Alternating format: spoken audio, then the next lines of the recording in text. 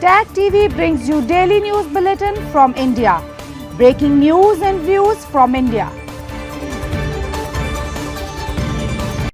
You're watching South Asia Newsline and have the top stories we are tracking for you on Tuesday, the 10th of December.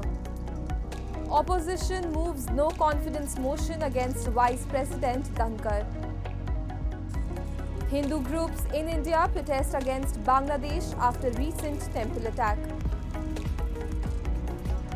And Taliban leader slams US over non-compliance of Doha Agreement.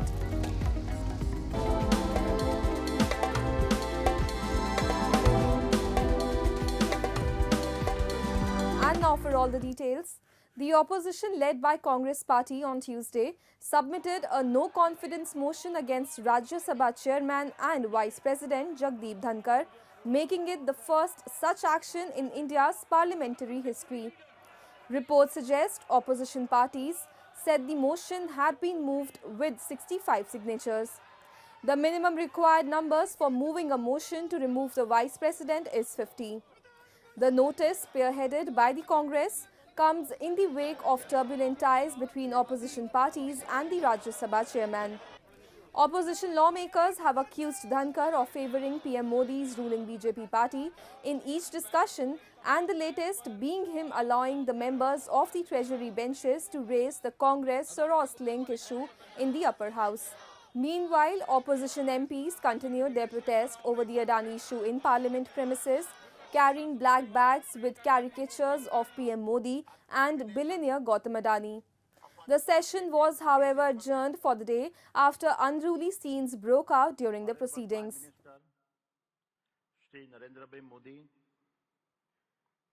काम हो ही नहीं रहा है। जैसे ही हम बैठते हैं ये लोग कुछ शुरू कर लेते हैं ताकि अर्जन हो जाए, और इनकी ये स्ट्रैटेजी है। मुझे लगता है ये बहस नहीं करना चाहते हैं, ये डर रहे हैं अडानी जी पे बहस करने से, डरते हैं, जानते हैं कि ये चर्चा नहीं कर सकते क्योंकि सारी बातें सामने आ जाएंगी और छुप रहे हैं। And Hindu groups and people from different faiths across India on Tuesday held protest against the atrocities and killings of Hindus in Bangladesh and demanded their protection.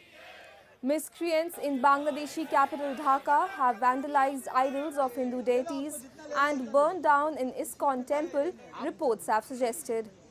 The iconic East Bengal Football Club in Siliguri held a silent protest against the ongoing atrocities, and protests were also witnessed in national capital New Delhi, where a huge crowd gathered and raised slogans and burned effigies to call for an end to violence against Hindus. There has also been concern over the arrest of Chinmay Krishnadas, a Hindu monk associated with ISKCON last month on multiple charges, including sedition. Das, who has been accused of disrespecting Bangladesh national flag during a rally in October, was denied bail by a court last week. पूरा समाज किसी बात के लिए जिम्मेदार नहीं होता। कुछ कट्टरपंथी, कुछ उग्रवादी, कुछ बहसी दरिंदे, कुछ भेड़िए, वो इस सारे कारणों के कारण हैं। लेकिन ऐसे निरशंस अत्याचारों पर सज्जनों का मौन होना वो भी बहुत बुरी बात है। हम चाहेंगे भारत का मुस्लिम समाज भी मुखर होकर बांग्लादेश के हिंदू समाज पर हो रहे अत्याचार का विरोध करे और अपने धर्म मजहब के लोगों को प्रेरणा दे कि वो बहशी ना बने, इंसान है, इंसान ही रहे। एक्चुअली बांग्लादेश में अभी जो चल रहा है वो बिल्कुल गलत है, क्योंकि वो बांग्लादेश भी एक स्वतंत्र राष्ट्र है। तो स्वतंत्र राष्ट्र के हिसाब से हर लोगों को अपना अपना राष्ट्र में जीने का, रहने का अधिकार है। लेकिन क्योंकि बांग्लादेश में जो हिंदू, बौद्ध और क्रिश्चियन जो माइनॉरिटी है, माइनॉरिटी के ऊपर और सबसे ज्यादा जो है मेजोरिटी, तो मेजोरिटी वाला माइनॉरिटी में इतना अत्याचार कर रहा है, ये तो मानवाधिकार का ये उल्लंघन हो रहा है। Moving on, as the world marks Human Rights Day, the Baloch Yagjayati Committee has strongly condemned the recent forced abduction and escalating trend of targeted executions of Baloch youth, calling it a disturbing continuation of human rights violation in Balochistan. The BYC, in a statement on X, stated that on December 9, Pakistani security forces abducted 5 Baloch individuals from Karachi, including university students involved in political activism.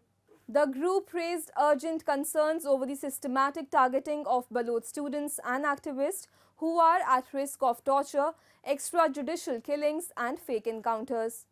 Activists allege that Pakistan repeatedly carries out so-called military operations and enforced disappearances to instill fear and exert control over the Baloch people who have been demanding independence from its occupation.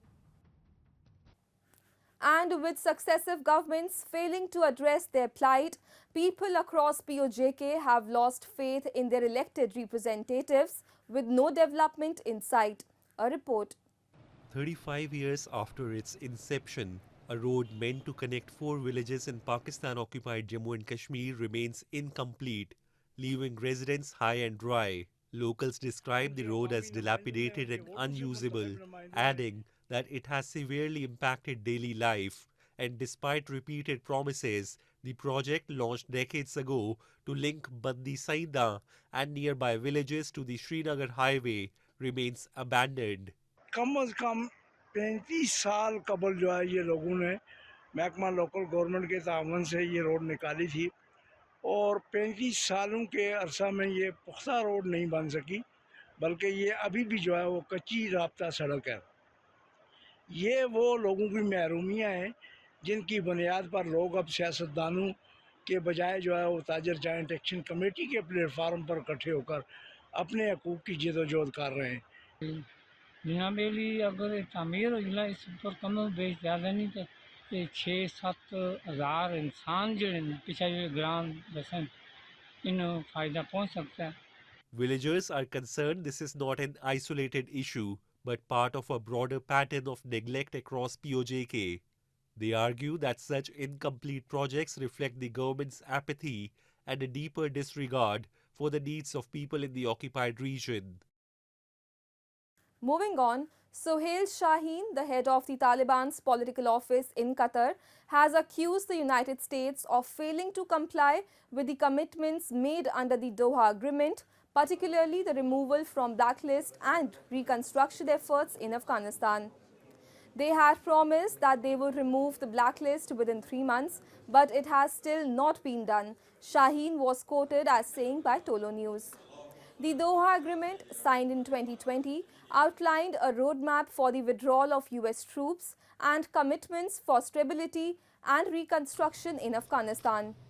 This development comes amid ongoing challenges in Afghanistan, including economic instability and diplomatic isolation. No country has so far recognized Taliban since it seized power in 2021 due to rights issues, especially that related to women. And the US State Department announced a slew of sanctions on Monday to mark International Anti-Corruption Day and the eve of Human Rights Day, targeting individuals from multiple countries, including the former CEO of Sri Lankan Airlines, for allegedly accepting a bribe in exchange for ensuring Sri Lanka purchased Airbus aircraft for over market value. In 2020, Sri Lanka ordered a probe into allegations of bribery by European plane maker Airbus over the sale of aircraft to state-run carrier Sri Lankan Airlines after Airbus agreed to settle a corruption probe with regulators. A senior official at Sri Lankan Airlines said at the time that a Colombo court had issued orders to arrest Chandrasena and his wife as suspects of money laundering. None of the individuals named could immediately be reached for comment on the steps, which involve a range of sanctions, including freezes of any US assets and US visa bans. That's all in tonight's edition. We will see you same time tomorrow. Good night.